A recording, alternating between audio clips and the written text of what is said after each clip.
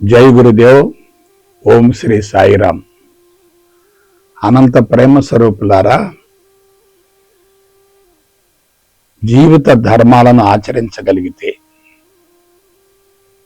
జీవితాన్ని గురించి లోతుగా అవగాహన గావించుకోగలిగితే,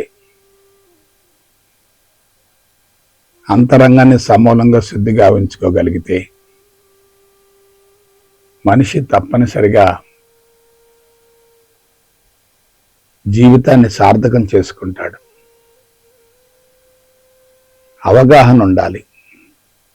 మనిషికి మిగతా జీవులకు మధ్య ఉన్నటువంటి వ్యత్యాసం ఏంటంటే, మనిషిలో అవగాహన శక్తి ఉంది, ఆలోచన శక్తి ఉంది, పరిసరాల పట్ల స్పందన ఉంది, భాష ఉంది, నాగరికత ఉంది. తనలో ఏం జరుగుతుందో, చుట్టూ ఏం జరుగుతుందో తెలుసుకునేటటువంటి అవకాశం ఉంది. అయితే ఒకే ఒక లోపం ఉంది. అదేమిటి? రిస్క్ లేకుండా, బట్టనలకుండా, చెమట పోయకుండా జీవితాన్ని కొనసాగించాలనేటటువంటి ఒక ప్రమాదకరమైనటువంటి ఆలోచన ధోరణి ఉంది. కొంచెం జాగ్రత్తగా విశ్లేషించుకోండి. ప్రపంచంలో ఇంత డెవలప్మెంట్ జరుగుతుంది కదా, మరి మనిషి ఆనందంగా ఎందుకు జీవించలేకపోతున్నాడు? ఈ డెవలప్మెంట్ ద్వారా ఆనందం హరించుకుపోతుందా, ఆనందం లభిస్తుందా? ఆనందం లభించడం లేదు, ఆనందం హరించుకుపోతుంది. ఆనందం హరించుకుపోతున్నప్పుడు, శరీరం జబ్బులు పాలైనప్పుడు, జీవితకాలం కుదించబడుతున్నప్పుడు, అంతరంగంలో అసంతృప్తి, అశాంతి తారాస్థాయికి చేరినప్పుడు, ఈ డెవలప్మెంట్ అనేది ప్రమాదకరమని తెలుసుకోవాలి కదా. ఆలోచించండి. ఈ డెవలప్మెంట్ మొత్తం కూడా ప్రమాదకరమని తెలుసుకోవాలి. ఎప్పుడైతే ప్రమాదకరమని తెలుసుకుంటాడో, మూల కారణాన్ని తెలుసుకునేటట్టయితే సరి చేసుకునే అవకాశం ఉంటుంది. అందరూ తెలుసుకోవలసినటువంటి నగ్న సత్యం ఏమిటంటే, సత్యం అనేది సూక్ష్మమైంది, విత్తనం లాంటిది. ధర్మం అనేది స్థూలమైంది, వృక్షం లాంటిది. విత్తనాన్ని, వృక్షాన్ని వేరు చేసే అవకాశం లేదు.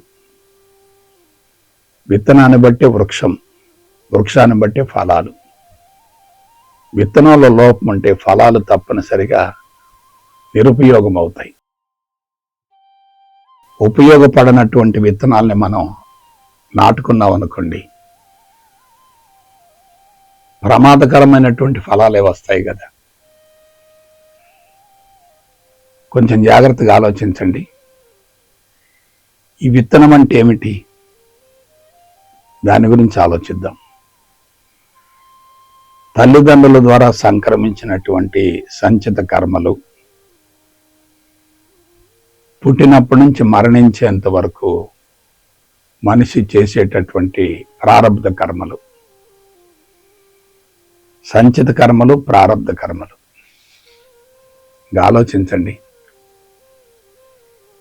సంచితం అనేది తల్లిదండ్రుల ద్వారా సంక్రమించినటువంటి కర్మల మూట, కర్మల మాల, కర్మల సంచి. ప్రారబ్ధం ఆ సంచిత కర్మలకు అనుగుణంగా మనిషి జీవితంలో చేసేటటువంటి కార్యక్రమాలు. సంచితం బలహీనంగా, కలుషితంగా ఉంటే ఏమవుతుంది? ప్రారబ్ధం కూడా అదే తరహాలో కొనసాగుతుంది కదా. ఎప్పుడైతే సంచితం కలుషితంగా ఉంటుందో, ప్రారబ్ధంలో కలుషితం ఇంకా పెరుగుతుంది. సంచితం ఉత్తమంగా ఉన్నప్పటికీ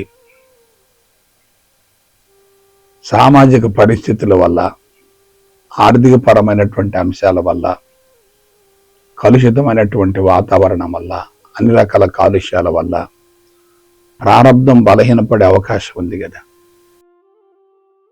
ఇక్కడ కీ పాయింట్ని పట్టుకోండి. సంచితం ఉత్తమంగా ఉన్న ప్రారబ్ధం బలహీనంగా ఉండే అవకాశం ఉంది. సంచితం బలహీనంగా ఉంటే ప్రారబ్ధం ఇంకా చెడు వాతావరణంలో కొనసాగే అవకాశం ఉంటుంది. మరి దానికి మార్గం ఏంటి? దానికి మార్గం ఏమిటి? బ్రహ్మచర్యమే మిగిలినటువంటి 3 ఆశ్రమాలకు బలమైనటువంటి పునాది అవుతుంది. మొదటిది బ్రహ్మచర్యం, రెండవది గృహస్థు, మూడవది వానప్రస్థం, నాలుగవది సన్యాసి. బ్రహ్మచర్యం, గృహస్థు, వానప్రస్థం, సన్యాసి. జాగ్రత్తగా అర్థం చేసుకోండి. ఇవాళ బ్రహ్మచర్యంలో విద్యార్థి దశలో మన బిడ్డలంతా దేనిని గురించి తర్ఫీదు పొందుతున్నారు? ధనార్జనను గురించి తర్ఫీదు పొందుతున్నారు. ధనాన్ని సంపాదించుకునే మార్గాన్ని గురించి విద్యాలయాలలో సమాచారం అందించబడుతుంది. అంటే ధర్మాన్ని కాలరాచినట్లే కదా, సత్యాన్ని అణిచివేసినట్లే కదా. జీవితం ఉత్తమ సంస్కారాలతో ప్రారంభమైంది. కానీ విద్యార్థి దశలో భౌతికవాదాన్ని గురించి, డబ్బు సంపాదన గురించి, సుఖాన్ని గురించి, సౌకర్యాన్ని గురించి, విలాసాన్ని గురించి, వినోదాన్ని గురించి, శృంగారాన్ని గురించి తెలియజేయబడుతుంది అనుకోండి. సంచిత కర్మలు ఉత్తమంగానే ఉన్నాయి కదా, కానీ ఆ కర్మలు ఏమవుతాయి? కలుషితం అవుతాయి కదా. ఈ ఒక్క కీ పాయింట్ పట్టుకోండి. విద్యార్థి దశలో ఎవరైతే ఎటువంటి విత్తనాలు వేసుకుంటారో ఆ విత్తనాలు సన్యాసి దశలో ఫలాలుగా మారుతాయి. మనిషి వానప్రస్థం దాటాడు, సన్యాసి దశకు వచ్చాడు, సంపూర్ణ స్వేచ్ఛను పొందాలి కదా. మరి సంపూర్ణ స్వేచ్ఛను పొందటం లేదు కదా. బంధాలలో ఉన్నాడు కదా, జబ్బులతో బాధపడుతున్నాడు కదా, సమస్యల సుడిగుండంలో చిక్కుకున్నాడు కదా, తమోగుణం బాగా పెరుగుతుంది కదా, దిగులు విచారం ఎక్కువగా ఉంటుంది కదా, తాను పెంచినటువంటి బిడ్డలు తనకు దూరం అయిపోతే మనసు తల్లడిల్లిపోతుంది కదా. ఎక్కడ లోపం ఉంది, ఎక్కడ పొరపాటు జరుగుతుంది? అందుకు మూల కారణం ఏంటి ఆలోచించండి. విద్యార్థి దశలో ధర్మము సత్యం రెండు కూడా కాలరాయబడ్డాయి. చట్టం న్యాయం రెండు కూడా ఆధిక్యతను సంతరించుకున్నాయి.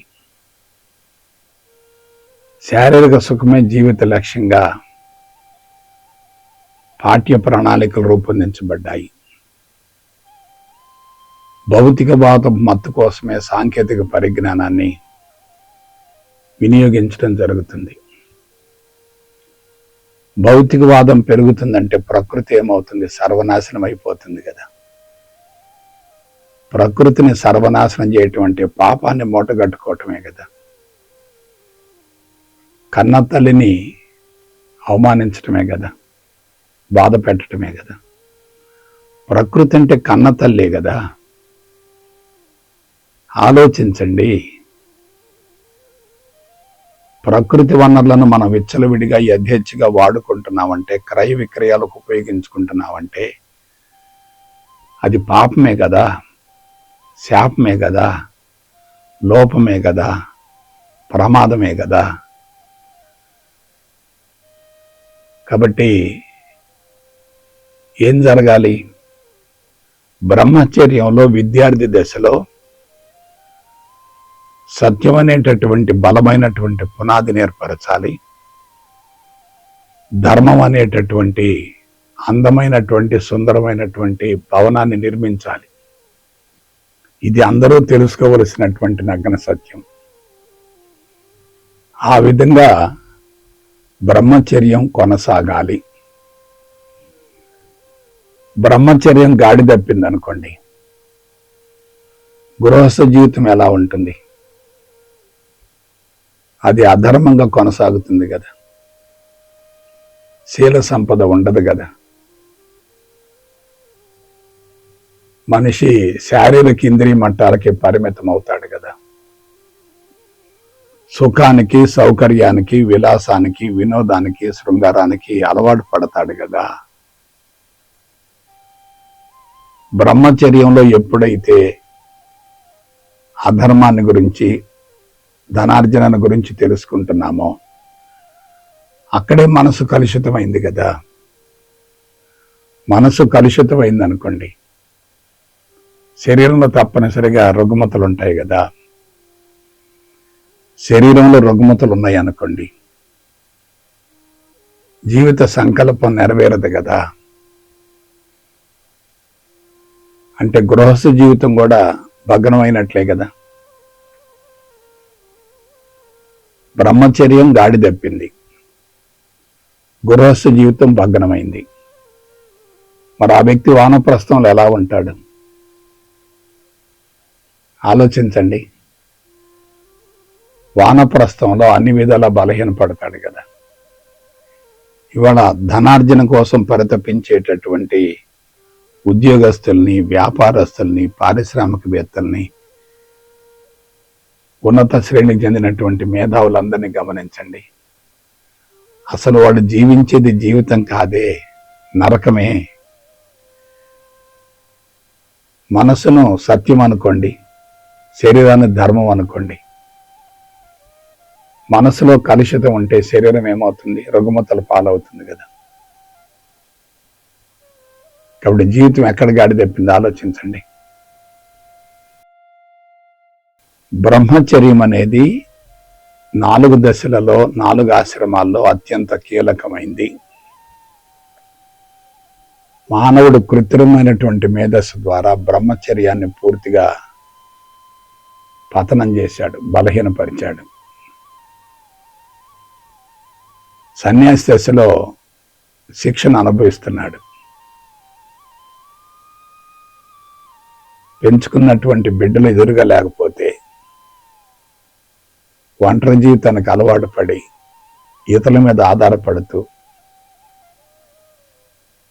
మనశ్శాంతి కరువై అసంతృప్తి పెరిగి మనిషి జీవితాన్ని బలవంతంగా ముగించవలసినటువంటి పరిస్థితులు ఏర్పడుతున్నాయంటే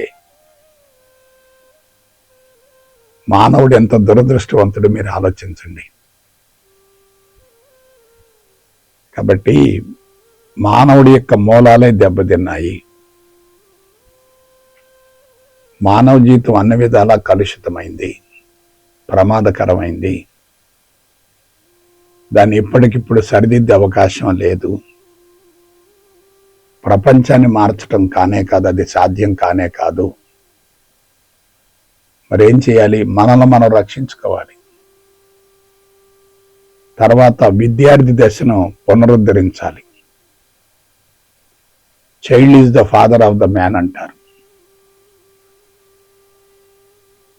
చిన్నతనంలో, బాల్యంలో పడ్డటువంటి ముద్రలే మనిషికి తండ్రిలాగా ఉపయోగపడతాయట. Child is the father of the man. పసిబిడ్డ జీవితానికి తండ్రి వంటి వాడట. పసిబిడ్డ జీవితానికి తండ్రి వంటి వాడు. లేత వయసులో పడ్డటువంటి ముద్రలే మనిషిని జీవితాంతం నడిపిస్తూ ఉంటాయి. లేత వయసులో తెలిసి తెలియక అజ్ఞానం వల్ల, తెలివి తక్కువ వల్ల, స్వార్థం వల్ల అందరు నడిచే బాటలు నడుద్దాం అనేటటువంటి భావనతోటి ప్రవాహంలో కొట్టుకుపోయేటటువంటి విధానాన్ని అనుసరిస్తే జీవితానికి పరిష్కారం ఉండదు కదా. ఆలోచించండి. కాబట్టి మనుషులంతా కూడా ఇవాళ మతి భ్రమించినటువంటి పిచ్చివాళ్ల మాదిరిగా ఉన్నారు. తాను నిర్మించుకున్నటువంటి భవనం నివాసయోగ్యం కానప్పుడు మనిషి ఎంత కలత చెందుతాడు. తాను పెంచుకున్నటువంటి బిడ్డలు తనకు అంతిమ కాలంలో చివరి దశలో ఉపయోగపడకపోతే ఆ మనిషి యొక్క మానసిక శోభకు ఎటువంటి పరిష్కారాన్ని చూపుతాం? పరిస్థితులు పూర్తిగా చేయిదారిపోయాయి కదా, పరిస్థితులు పూర్తిగా వక్ర మార్గంలో పడ్డాయి కదా. ఇది ఆకస్మికంగా జరగలేదు కదా. కొన్ని వేల సంవత్సరాల నుండి ఈ దుష్పరిణామాలు కొనసాగుతూ ఉన్నాయి కదా. కాబట్టి జీవిత ధర్మం ఏమిటి? బ్రహ్మచర్యంలో ధర్మాన్ని గురించి, సత్యాన్ని గురించి తెలుసుకోవాలి. గృహస్థి జీవితంలో దాన్ని ఆచరించాలి, అనుభవించాలి. వానప్రస్థంలో దాన్ని 10 మందికి తెలియజేయాలి, సమాజానికి మంచి మార్గదర్శకం చూపాలి. ఇక 4వది ఏంది? సన్యాసి దశలో సంపూర్ణ స్వేచ్ఛతో జీవితాన్ని ముగించాలి. బ్రహ్మచర్యంలో తమోగుణం ఉంటుంది, గృహస్థ జీవితంలో రజోగుణం ఉంటుంది, వానప్రస్థంలో పెద్ద మనిషి తరహా జీవితం ఉంటుంది, సత్వగుణం ఉంటుంది. అదే సన్యాసి అయితే పరబ్రహ్మ స్థితి ఉంటుంది. కాబట్టి మనం జాగ్రత్తగా విశ్లేషించుకునేటట్లయితే ఏమవుతుంది? ఎక్కడో పొరపాటు పడ్డటువంటి జీవితాన్ని సరిదిద్దుకునే అవకాశం ఉంటుంది. కడుపులో బిడ్డ పెరిగి పేగుదించుకొని పుట్టినటువంటి బిడ్డలే మనకు దూరం అయితే ఆ వ్యక్తి మనసు ఎలా ఘోషిస్తుందో ఆలోచించండి. మనం పెంచినటువంటి చెట్టు ఇరిగిపోతే మనం బాధపడతాం కదా. మనం పెంచినటువంటి బిడ్డలో మనకు దక్కకపోతే, మనకు దూరం అయితే, మనల్ని వ్యతిరేకిస్తూ ఉంటే ఇక జీవితం అబాస్పాలవుతుంది కదా, ప్రమాదకరంగా మారుతుంది కదా. ఎలా జీవించామో అన్నది కాదు, ఎలా మరణించామో అన్నది చాలా ముఖ్యం. మరణంలో పొరపాటు ఉందనుకోండి, జీవితం అధర్మంగా కొనసాగినట్లే కదా. బ్రహ్మచర్యంలో ఏది చేయాలో చేయకుండా, ఏది చేయకూడదో చేస్తూ ఉంటే అంతిమంగా ఆ ఫలాలే వస్తాయి కదా. కాబట్టి విద్యార్థి దశ అనేది చాలా కీలకమైంది. అది వ్యాపారాత్మకంగా మారింది, కమర్షియల్గా మారింది. 2వది, సుఖపడేటటువంటి జీవితాన్ని కోరుకుంటున్నారు. శారీరక సుఖం ఎంత ప్రమాదమైందో మీరు ఆలోచించండి. శారీరక సుఖం మనిషిని సమూలంగా బలహీనపరుస్తుంది కదా. సుఖపడే వ్యక్తిని గమనించండి, అతని జీవన విధానాన్ని పరిశీలించండి. కష్టపడే వ్యక్తిని గమనించండి, అతని జీవన విధానాన్ని పరిశీలించండి. అంతిమంగా ఎవరి జీవితాలు ఎలా ముగుస్తాయో ఒకసారి ఆలోచించండి. సుఖం అనేది విషం లాంటిది కదా, కష్టం అనేది అమృతం లాంటిది కదా. సుఖపడేటటువంటి వ్యక్తి అంతిమ దశలో రుగ్మతల పాలై అతిహేయంగా జీవితాన్ని ముగించే అవకాశం ఉంటుంది కదా. కష్టపడే వ్యక్తి కర్మలను కరిగించుకొని అనాయాస, సునాయాస, ఇచ్ఛ, స్వేచ్ఛ మరణాన్ని పొందే అవకాశం ఉంటుంది కదా. అందువల్ల జీవిత ధర్మాన్ని పాటించాలి. జీవిత ధర్మాన్ని పాటించినటువంటి వ్యక్తి జీవితాన్ని సద్వినియోగపరుచుకుంటాడు, సార్థకం చేసుకుంటాడు. జీవిత ధర్మాన్ని పాటించని వ్యక్తి తప్పనిసరిగా మూల్యం చెల్లిస్తాడు. ప్రస్తుతం ప్రపంచం మొత్తం కూడా మూల్యం చెల్లిస్తూనే ఉంది. సుఖం అనేది పైకి ఆకర్షణీయంగా ఉంటుంది, కానీ అంతరంగం మాత్రం పూర్తిగా కలుషితం అవుతుంది. ధర్మాచరణ లేకపోతే, సత్యం లేకపోతే జీవితం ఎలా ఉంటుంది? ధర్మాచరణ లేకపోతే, సత్యం లేకపోతే జీవితం ఎలా ఉంటుంది?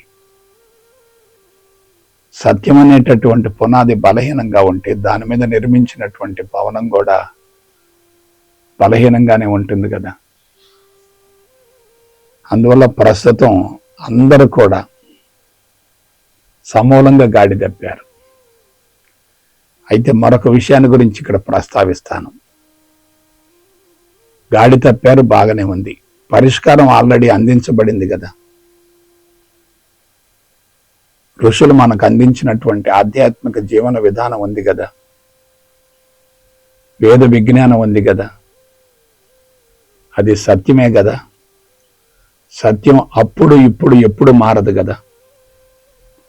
మరి సత్యాన్ని ఎందుకు ఆచరించలేకపోతున్నారు? ధర్మబద్ధమైన జీవితాన్ని ఎందుకు కొనసాగించలేకపోతున్నారు? కారణం ఏంటంటే పుట్టుకతోటే చెడు సంస్కారాల మోతాదు ఎక్కువగా ఉంది. సామాజిక పరిస్థితులు దుర్భరంగా ఉన్నాయి. వివాహ వ్యవస్థ కలుషితమైంది. కుటుంబ వ్యవస్థ కుళ్ళిపోతుంది. అంతా అయోమయంగా గందరగోళంగా తయారైంది. జీవన విధానం పూర్తిగా గాడి తప్పింది. ఇవాళ ఇటువంటి సమాచారాన్ని అందించేటటువంటి వ్యక్తులు ఉన్నా, అందుకునే వాళ్ళు కొద్దిమంది ఉన్నా, ఆచరించడానికి అనుకూలమైనటువంటి వాతావరణం లేదు కదా. బ్రహ్మచర్యంలో బిడ్డ స్వతంత్రంగా ఆలోచించే అవకాశం లేదు కదా. తల్లిదండ్రులు చూపించినటువంటి మార్గాన్ని అనుసరిస్తారు తప్ప వాడు స్వతంత్రంగా ఆలోచించుకునే అవకాశం లేదు కదా. అందరూ కూడా ప్రవాహంలో కొట్టుకుపోతున్నారు కదా. ఏమిటి పరిష్కారం? ఎలా పరిష్కరించాలి? ప్రపంచాన్ని ఎలా కాపాడాలి? అందుకు మార్గం ఏమిటి? ఒక వ్యక్తి ఆచరించినంత మాత్రాన సమాజం మొత్తం మారదు కదా. ఎవరి జీవితాన్ని వాళ్లే చక్కదిద్దుకోవాలి తప్ప ఒకళ్ళు మరొకళ్ళు శాసించలేరు కదా. ఎక్కడ దెబ్బతిన్నదో చూడండి. కాబట్టి జీవిత ధర్మాలను, ఆశ్రమ ధర్మాలను ఆచరించాలంటే బలమైనటువంటి కసరత్తు జరగాలి. విద్యా వ్యవస్థలో సమూలమైనటువంటి మార్పులు రావాలి. అందుకు మేధావులంతా కూడా జరుగుతున్నటువంటి పరిణామాలను లోతుగా విశ్లేషించుకొని పరిష్కార మార్గం వైపుకు దృష్టిని కేంద్రీకరించాలి. పరిష్కారం లేనటువంటి సమస్య లేదు, సమాధానం లేనటువంటి ప్రశ్న లేదు. దీని గురించి నేను చాలాసార్లు ప్రస్తావించాను, గుర్తుకు తెచ్చుకోండి. కాకపోతే పరిష్కార మార్గం అనేది ఆలస్యం కావచ్చు. ఎందుకంటే సమస్య బలంగా ఉన్నప్పుడు పరిష్కారం సులభంగా ఉండదు కదా. పరిష్కారం కూడా అదే తరహాలో ఉంటుంది కదా. అందువల్ల బిడ్డలారా, ఆశ్రమ ధర్మాలను పాటించగలిగితే జీవితం తప్పనిసరిగా ఆనందమయమవుతుంది. అందులో ఎటువంటి సందేహం లేదు. ఆశ్రమ ధర్మాలను విస్మరించినట్లయితే మానవుణ్ణి ఎవరు కాపాడలేరు. భగవంతుడి ద్వారా సమస్యలు పరిష్కారం కావు. అంతరంగ శుద్ధి ద్వారానే సమస్యలు పరిష్కారం అవుతాయి. ఎవరైతే ఆ విధంగా అంతరంగ శుద్ధి మీద దృష్టిని కేంద్రీకరిస్తారో వాళ్ళ జీవితం తప్పనిసరిగా ఆనందమయమవుతుంది. మరణం అనాయాసంగా, సునాయాసంగా ఉంటుంది. అందులో ఎటువంటి సందేహం లేదు. కాబట్టి ఆ దిశగా జీవితాన్ని కొనసాగించాలని మనసా వాచ కర్మణ కోరుకుంటూ మీ దగ్గర సెలవు తీసుకుంటాను. జై గురుదేవ్, జై గురుదేవ్, జై గురుదేవ్.